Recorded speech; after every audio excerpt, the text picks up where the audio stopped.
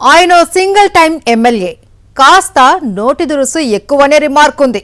దీంతో పాటు దుందుడుకుతనం కూడా ఎక్కువే అంటారు చాలా మంది. ఎమ్మెల్యే అయిన తొలినాళ్లలోనే దళిత డాక్టర్పై చెయ్యి చేసుకుని బూతులు తిట్టి అబాసుపాలైన ట్రాక్ రికార్డ్ అతనిది. ఇన్నేళ్లైనా ఆయనలో కూసింత కూడా మార్పు రాలేదు అని అంటున్నారు చూసిన వాళ్ళు. అధినేత మెప్పు కోసం రాజకీయ ప్రత్యర్థులనే కాదు సొంత సామాజిక వర్గాన్ని కూడా నీచంగా మాట్లాడి దిగజారిపోయారు అనే విమర్శలు ఎదుర్కొంటున్నారు. ఇన్ని విమర్శలు ఎదుర్కొంటున్న ఆ ఎమ్మెల్యే ఎవరో చూద్దాం. ఈయన పేరు పంతం వెంకటేశ్వరరావు అలియాస్ నానాజీ. కాకినాడ రూరల్ నియోజకవర్గ ఎమ్మెల్యే. 2024 ఎన్నికల్లో జనసేన నుండి కాకినాడ రూరల్ నియోజకవర్గం ఎమ్మెల్యేగా గెలిచారు. ఇవే ఎన్నికల్లో పిఠాపురం నుండి పోటీ చేసిన తన పార్టీ అధినేత పవన్ కళ్యాణ్ కంటే అదనంగా 2000 ఓట్ల మెజారిటీ నానాజీకి వచ్చాయి. ఇదంతా ఈవీఎం మాయా అనుకున్నారు చాలా మంది. అయితే నానాజీ మాత్రం తన మెజారిటీ చూసుకుని గాల్లో తేలిపోయారు.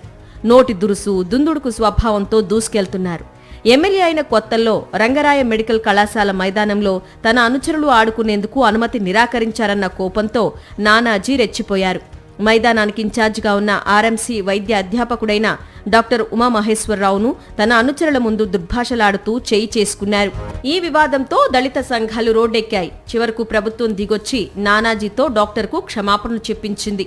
మరోవైపు కాకినాడ రూరల్లో నానాజీ కుటుంబ సభ్యుల పాలన మొదలైందంటారు స్థానికులు. నానాజీ కొడుకు, మేనల్లుడు, అక్క, బావలు షాడో ఎమ్మెల్యేలుగా మారిపోయారనే విమర్శలున్నాయి. పోలీసు అధికారుల బదిలీల నుండి నాన్ లేఅవుట్లు, రేషన్ బియ్యం, మద్యం సిండికేట్ వరకు అన్నింట్లో వీళ్లు వసూళ్లు మొదలుపెట్టారనే ఆరోపణలు ఉన్నాయి.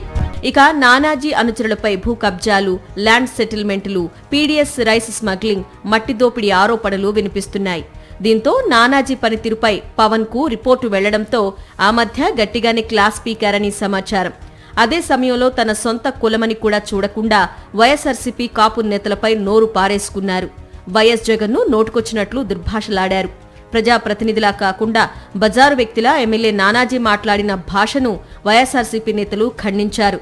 తన భాషతో నానాజీ మరోసారి నియోజకవర్గంలో తన పరువు పోగొట్టుకున్నారన్న చర్చ జోరుగా సాగుతోంది.